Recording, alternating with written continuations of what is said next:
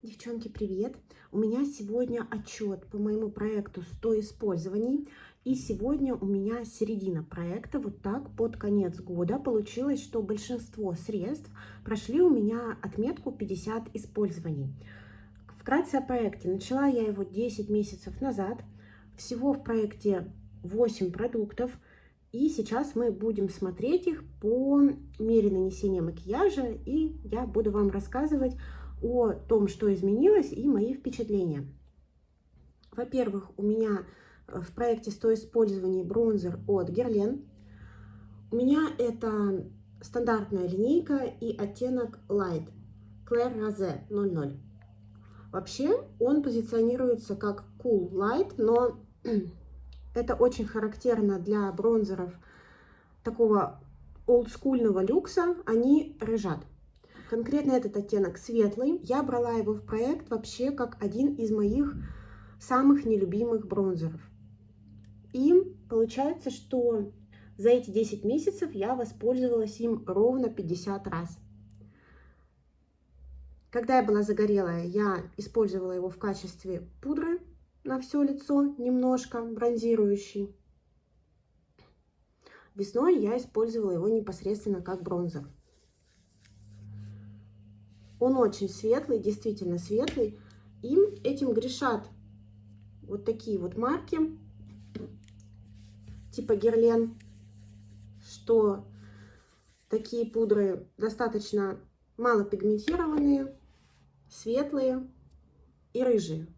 Просто потому что бронзер, мне кажется, здесь позиционируется скорее как такая, я не знаю, оздоравливающая пудра, что ли. То есть я не рисую им какой-то загар на скулах, я его использую по всей периферии лица. За 50 использований этот бронзер я полюбила, потому что он придает очень здоровый вид кожи. Никакой желтизны он на лице не выдает, а делает вот именно хорошую отдохнувшую кожу, но он не пигментированный. Я продолжаю им пользоваться. Он мне не нравится только тем, что он замыливается, вот это вот видно, хотя до этого в начале и в промежуточном отчете по 30 использованиям у меня было гораздо больше замыленности. Видно, что бронзер уходит, но он, очевидно, просто бесконечный. Уходят эти части неравномерно, они спрессованы неравномерно. Тем не менее, я продолжаю им пользоваться и люблю этот продукт. На самом деле думала, что, может быть, хотя бы дотру его до дырки за 100 использований. Возможно, это и произойдет, если я уберу вот этот вот жесткий слой. Я этим займусь после отчета. Вот, это значит, что касается бронзера. Точнее, давайте его откроем. Далее у меня в проекте двушка от Наташи Денона Love Cheek Duo. Сейчас она выглядит вот так. Это средство у меня меньше всего было в использовании. В итоге воспользовалась я им всего 46 раз. Давайте смотреть поближе. Здесь кремовые румяна. Один раз я их чистила, то есть поверхность засохла и насобирала на себя пыль. Я просто влажной салфеткой сверху убрала слой. Наносила я эти румяна спонжиком, либо кистью для тона. И вот такая получилась ямка. Не нравится мне, конечно, как смотрятся рефилы кремовых продуктов. Поэтому я их не покупаю уже года полтора. Вот этот вот продукт у меня последний в коллекции в кремовой формуле. Именно продукт для лица. И хайлайтер запеченный. Я его люблю. Он с розовой базой, явной розовой базой. Его удобно использовать только в сочетании с какими-то румянами подходящего цвета. Мне нравится эта двушка, мне нравится, как она сидит на лице. Она у меня была мало в использовании, потому что она не для каждого макияжа подойдет.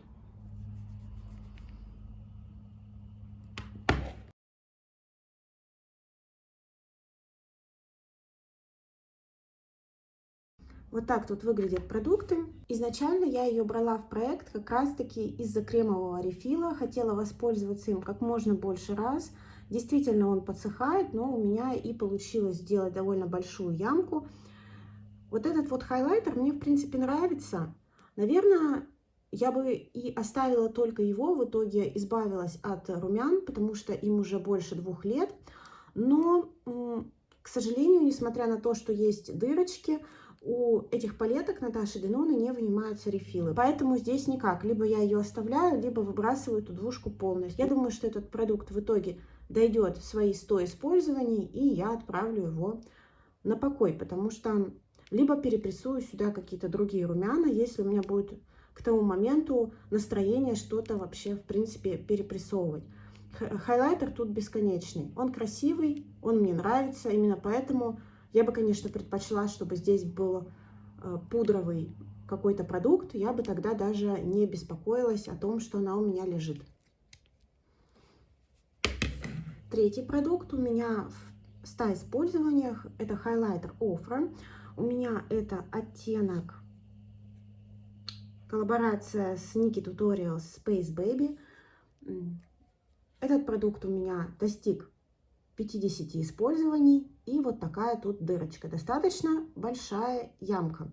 Почему такая получилась? Потому что я использовала этот хайлайтер в качестве теней в уголочек глаза. Только благодаря этому. Если бы я использовала его по прямому назначению, никакого результата мы бы с вами не увидели. Это голубо-фиолетовый хайлайтер.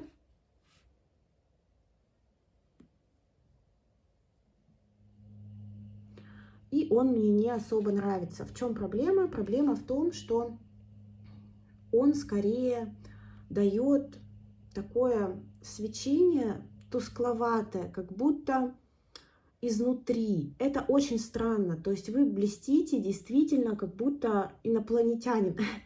Я не знаю, как это объяснить, как будто у вас какая-то кожа инопланетная. Это просто не по моему вкусу. То есть вот у меня, например, есть хайлайтер от Dior, и он смотрится искорками.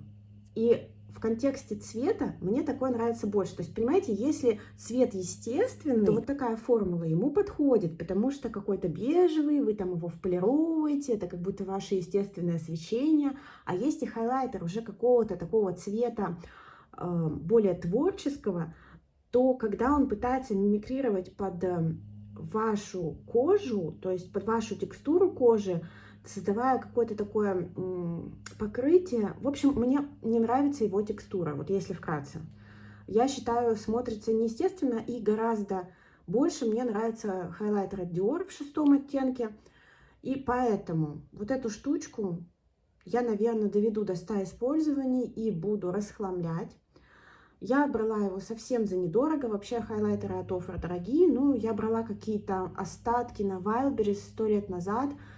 И стоил он мне, ну, может быть, 1200, вот так. То есть, в принципе, я уделяю ему сейчас достаточно времени и готова его расхламить, может быть, даже раньше, чем закончится проект.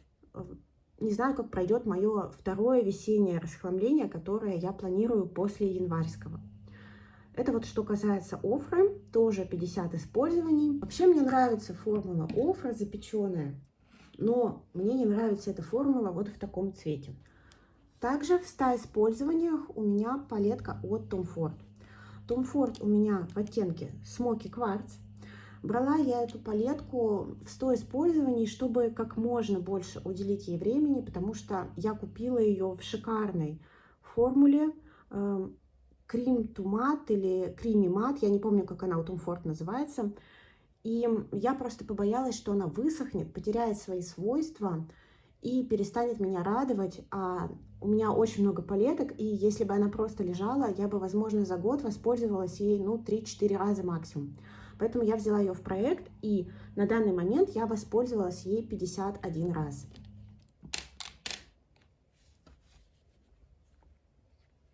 Выглядит она вот так. И, как видите, прогресс достаточно большой, но пользовалась я в основном вот этими двумя оттенками, и вот этим очень-очень мало. Вот этот оттенок мне вообще не зашел, как-то я почему-то его не распробовала, я планирую это изменить. Мне показалось, у него какой-то оливковый подтон, и мне показалось, что он не очень на мне удачно смотрится в растушевке, но, как говорится, возможно, что показалось. Вот, это получается 50 использований. Здесь очень большая граммовка продуктов. Давайте посмотрим. Здесь на всю палетку 9 грамм. Это получается больше 2 граммов на каждый рефил. И вот за 10 месяцев и 51 использование получилась ямочка в этом оттенке и достаточно большая ямочка, то есть у меня мизинец в нее поместится, просто не буду ногтем ковырять, вот в этом оттенке.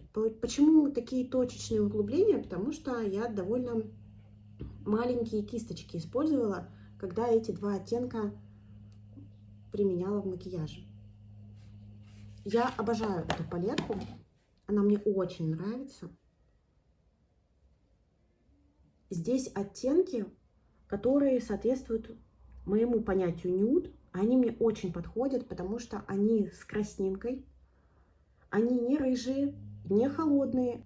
И вот эти два оттенка, на них я планирую сосредоточиться следующие 50 использований. Это вот, видите, у него какой-то оливковый подтон. Вот это мне показалось, мне не особо идет, но я буду пробовать. И вот этот буду использовать в качестве, наверное, растушеванной стрелки, потому что такой темный макияж я не делаю. Но вот на сводче выглядит хорошо. Буду пробовать на глазах. Мои выводы по этой палетке такие. Конечно, за 10 месяцев активного использования палетка регулярно открыта, понятное дело, да? Эти оттенки подсохли, формула это подсохла. И сводчатся эти оттенки уже не так шелковисто, кремово и потрясающе, как они сводчились в новой палетке. Но они не перестали быть отличного качества. То есть они поменяли немножко текстуру, они стали более сухими, тем не менее, они не ощущаются как обычная сухая формула, и они прекрасно работают. Вот эти тени, это, мне кажется, эталон матовых от Tom Ford. Правда, я не пробовала палетку Coco Mirage, поэтому ничего сказать не могу, по которой все пищали, я не знаю. Но вот эти матовые, они мне понравились больше всего из всех формул матовых от Tom Ford. А Tom Ford регулярно экспериментирует с формулами. В общем, я перехожу на использование вот этих двух оттенков. Я не жалею, что взяла эту палетку в использование. Она мне хорошо служит, я ее очень люблю. Распробовала ее, и это сейчас моя любимая палетка от Tom Ford. Я вам, кстати, обещала снять видео про Tom Ford. И так я и не растележилась. Может быть, в январе, я очень надеюсь, у меня получится снять побольше видео, потому что у мужа будет праздничные дни, да, как это, отпуск, мини-отпуск, выходные, и у меня будет больше времени. Далее еще одни тени, и это однушка. Добавляла ее, по-моему, летом. Это однушка Tami Tanuka Астроном. И я ей воспользовалась всего 10 раз. Могла бы больше, но больше не стала. Сделала я это осознанно. По моей памяти оттенка здесь стало раза в 2 меньше. Это оттенок, который я, по-моему, единственный покупала у Tami Tanuka сама. Остальные они все складывали, как обычно они это делают, подарками. И я поняла, что это вообще не мое. Все вот эти рассыпушки. Я даже специально клей для глиттера купила для всех этих оттенков. И сейчас понимаю, что надо было просто это все раздарить потом с продажей палеток или еще как-то. Но это не мое. Это красивый оттенок. Но слишком много с ним возни. Его будет несложно закончить. И я его планирую закончить январь-февраль. Просто пока не стала его больше задействовать, больше чем 10 раз. Потому что налегала на другие рефилы в палетках. Господи, что ж я все закрываю-то сегодня? В общем, это Астроном. И я надеюсь, что он у нас будет выбывшим в следующем отчете. Также у меня в проекте палетка Huda Beauty Ретроградный Меркурий. И сейчас я вам ее покажу. Выглядит она вот так. Конечно, она претерпела большие изменения. Huda Beauty я использовала ровно 50 раз. Я считала использование, если я беру из палетки хотя бы 2 оттенка. То есть, если я там что-то одним оттенком подмазывала, я это не считала, а старалась, если уж пользуюсь, то пользоваться 2, лучше 3 оттенками. И получается, эти 10 месяцев я осознанно сконцентрировалась вот на этом ряду и вот на этих оттенках. И в итоге у меня больше всего были использованы вот эти 2 матовых. Конечно же, в бежевом оттенке Momentum появилась ямка. А вот этот вот оттенок Libra, в нем, конечно, есть ямка, в нее можно даже пальчик положить удобно, но тут еще далеко до донышка, с чего я делаю вывод, что матовые в этой палетке я не закончу за 100 использований. Это нереально, они здесь другие. Если матовые в девятках у меня хорошо, светлые уходят, то есть светлый оттенок, он уходит у меня очень быстро от худы. Я спокойно заканчиваю такие за пару месяцев, ну, может, за 3 месяца, да, рефил. Но здесь я не буду ждать от себя, что я прям всю палетку закончу. Шиммеры меня здесь больше порадовали. Здесь был глиттер фиолетовый, очень красивый. И вот здесь вот был розовый такой шиммер. Также я использовала вот этот вот оттенок Ultraviolet. Вот. И активно использую Super Moon. Конечно, я планировала их закончить до конца года, но не закончились они у меня. Вообще, конечно, сейчас, если посмотреть на сводчи, это уже все не то. Палетка подсыхает, и, конечно, сводчи уже не презентабельно выглядят, но на глазах смотрятся они великолепно. Это получается 50 использований. И что далее я планирую делать с этой палеткой? Я буду доводить ее до 100 использований и потом избавляться. У меня получается пустые сейчас 2 рефила. В начале января я планирую закончить вот этот вот рефил и, возможно, вот этот вот. И переставить сюда другие оттенки. Начать пользоваться палеткой в новом виде, но уже концентрироваться буду на вот этих вот рефилах с донышками. То есть я хочу по максимуму закончить блестяшки. Вот эти оттенки до этого я не использовала практически. Но эти блестяшки очень красивые. Вот это дуохромная.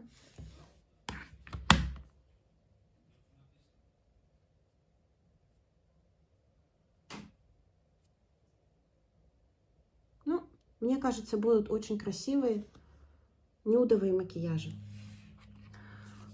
Вот с этим оттенком, признаюсь, у меня проблемы, который Mercury, потому что я такое не люблю. На себе именно. То есть я понимаю, что оттенок очень красивый, но мне кажется, у меня не получится им краситься. Мне кажется, мне не будет нравиться, как он на мне сидит. Единственное, что попробую его использовать, покрывая сверху вот этими блестками. Может быть, он тогда будет посветлее и меня устроит больше. Да, видите, он очень темный. Нет, на него надежды нет. Честно вам скажу. Но посмотрим. В общем, вот такие результаты по палетке. В принципе, я довольна.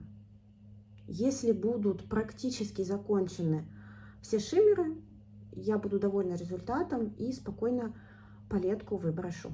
Меня устраивает здесь качество матовых, меня устраивает качество самой палетки. Кстати, по ощущениям, вот эти вот оттенки не высохли. То есть больше всего высохли вот эти как раз. Видимо, какая-то у них была такая формула. Надо отметить, что я не пользуюсь практически оттенком Vortex, который все так ругали, просто потому что я не делаю такие темные оттенки, не использую их никогда практически в макияже. Мне это на себе не нравится, поэтому я по его качеству особо ничего сказать не могу. Единственное, что когда я его в маленьком количестве задействовала, у меня никогда с ним не было проблем. Но я его не набивала до такой глубины никогда. Вот. Это что по палетке Huda. Теперь, что касается помад. У меня в использовании 2 помады, и обе они жидкие. Это жидкая формула матовая от Huda Beauty. У меня, к сожалению, нет оттенка. На данный момент я воспользовалась ей сколько? 51 раз. Вот такой тут оттенок. Мне нравится, как эта помада сидит, как она носится. Единственное, что я сейчас не люблю плотное покрытие матовыми помадами с четким контуром. Поэтому, когда я ее беру, я использую прям совсем чуть-чуть. И, как правило, подтушевываю границы губ. Из-за этого, ну, вы сами понимаете, ее уходит очень мало. И получается, у меня предыдущий отчет был 30 использований. И тут получается 21 использование. Вот так я отметила. То есть за 50 использований эта помада ушла всего на 1,5 сантиметра. Это очень мало, очень экономичный расход. Она не потеряла своих свойств, поэтому я доведу ее до 100 использований. Но я понимаю, что мы, скорее всего, с вами увидим либо протухший продукт раньше времени, либо примерно помаду вот на таком уровне. И на таком уровне я с ней и попрощаюсь, потому что я думаю, что хватит ей внимания. Вот как вот она закончится на 100 использованиях, так мы от нее и избавимся. Вот. Очень тоненькая формула, в принципе, приятная. И, получается, за 10 месяцев не поменяла своих свойств, хотя им долго уже у меня хранится. До этого уже была года 1,5-2 открыта. И еще одна помада. Это уже лаковая версия, тоже Huda Beauty. Day Slayer оттенок. Я ей воспользовалась 55 раз. И на просвет эта помада ушла вот настолько. Очень большой результат. Мне, в принципе, он нравится, и я довольна, потому что от этой помады я буду избавляться. До конца вымазывать я ее не буду, потому что она начала расслаиваться на губах. Она изменила свой запах. Я не скажу, что запах стал запахом тухлятины, но запах изменился. Я ее стала ощущать. Она как будто стала немножко ментоловая. То есть какой-то от нее идет эффект, и я понимаю, что раньше его не было, и, скорее всего, она испортилась. Кроме того, этот оттенок, как выяснилось, он вообще-то мне желтил зубы. Видимо, из-за того, что есть в нем такая серинка, он желтил зубы. И вообще вот эта вот лаковая формула, я поняла, что я сейчас вообще этим не увлекаюсь, мне вообще не нравится такого типа покрытия. Лаковая помада, я добавляла такие текстуры и, получается, в этот проект, и в Project Pen, и поняла, что это вообще не мое, больше я такое брать не буду.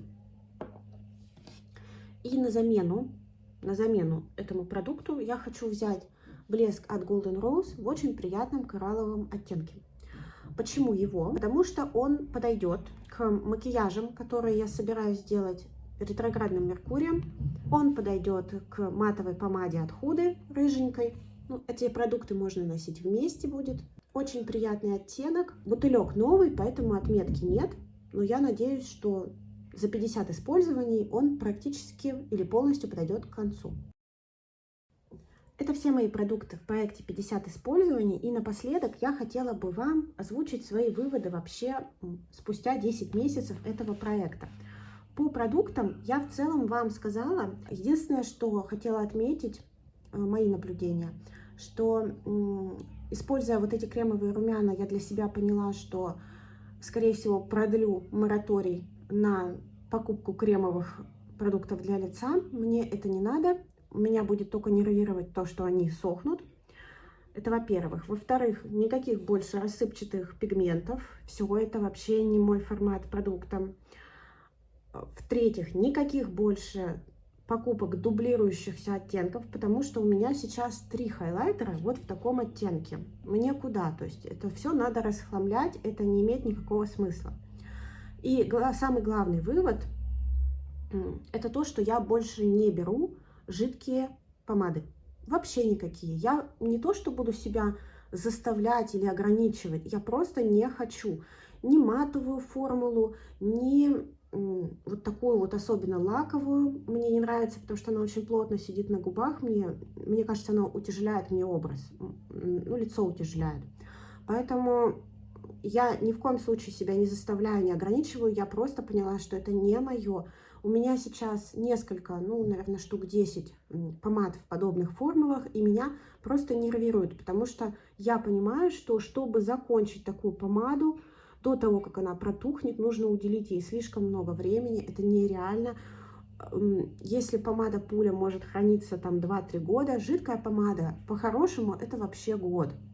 И получается, я, например, в этом году планировала приобрести себе помаду Gucci, И я же не буду продавать потом помады. Я поняла, что если я ее сейчас себе куплю, максимум я ей воспользуюсь 2-3 раза, и ее надо будет выбрасывать. Ну, в общем, это лично мои выводы. Я жидкие продукты больше, помимо блесков и тинтов для губ, я больше брать не буду. Мне без надобности. И, собственно, по проектам. Я слишком много проектов взяла в этом году. Если я хочу продолжать вести параллельно и 100 использований, и Project Pen, то мне надо будет выбрать продукты так, чтобы они не пересекались по категориям. Потому что когда в обоих проектах есть практически полный набор продуктов для полноценного макияжа и там, соответственно, продукты меньше расходуются.